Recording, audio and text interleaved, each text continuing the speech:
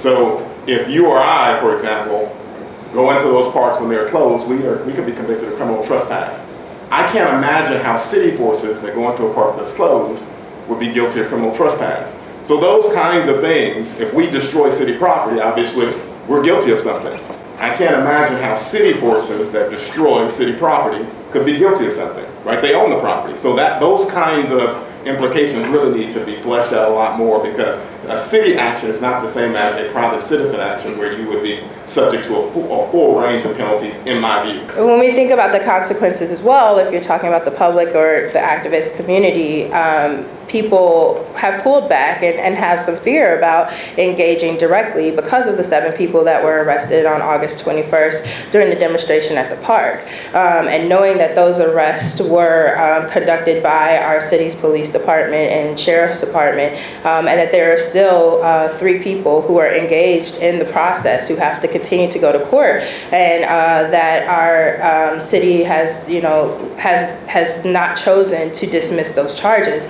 Really keeps people who have, again, we are a city with who is striving to make economic gains, but people have to work. People have to feed their kids. They cannot be in jail. They cannot be paying fees. And so when we talk about getting the public support, we talk about getting people out on the social justice. If our city is going to arrest people for engaging in public action, you're not going to have, that's the consequence you're going to see, is where we're afraid to participate.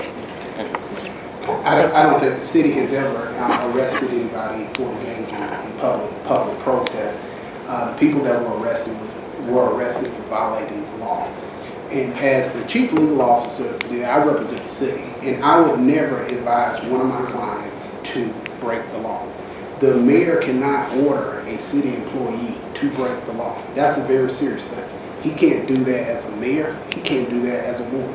You can't order someone to break the law, and that's what it would take to take some of those actions. So from my perspective, I would never advise him to do that. When there's a process in place, when we're moving forward in the process, and I'm well aware of the MLK 50, we're well aware of the impact of having those statutes up at that time, and we've taken that in consideration, and we're following the process.